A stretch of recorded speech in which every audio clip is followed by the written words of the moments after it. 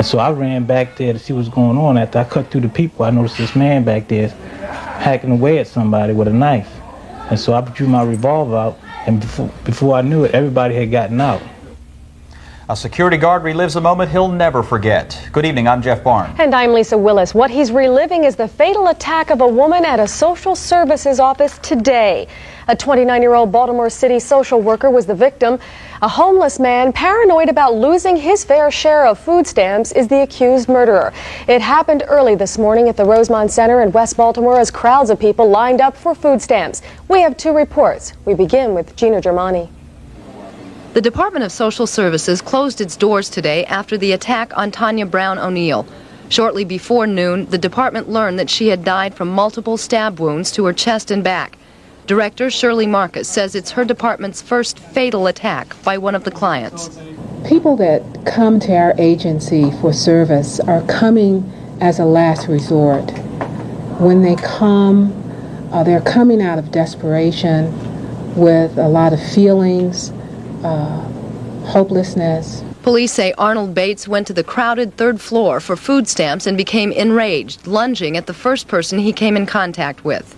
And their screaming alerted the security guards who were down the hall. And they responded, and one of them says, "Watch it, he has a knife." They saw him stabbing. Tanya Brown O'Neill lived with her 4-year-old son in a quiet neighborhood not too far from her accused killer. Arnold Bates lived outside behind his mother's home amid a collection of junk he would try to fix up and sell to feed himself and, according to his sisters, support a drug habit. He went to a concert about 10 years ago in Washington and got a hold of some bad drugs, and this is when his trouble started. Arnold Bates would frequently be seen walking down this street, pushing his shopping cart and talking loudly to himself. But his family says it wasn't until recently that he started talking violently about being cheated out of his food stamps. Police say Arnold Bates was not a client of Tanya Brown O'Neill's, so they say it appears the fatal attack was random.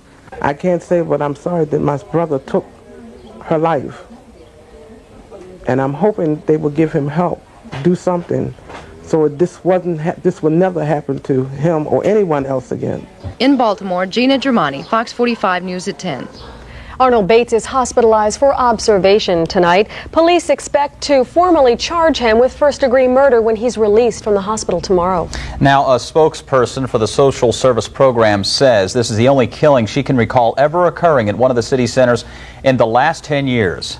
Still, this incident is raising a serious question tonight of security.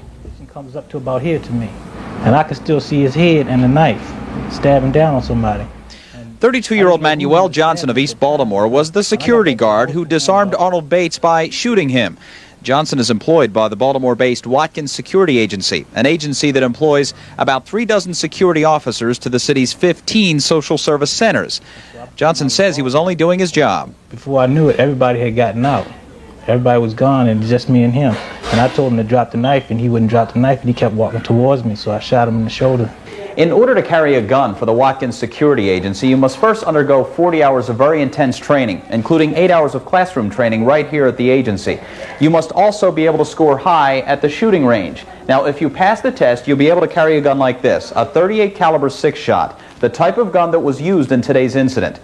Manuel Johnson has now had his gun permit for the past 6 months. That training was very crucial. It was something that, had it not been and had he fell apart, I think somebody else may have been seriously hurt. But since this incident, a question of security has been raised. Is there enough protection in an area where tensions can run frequently high?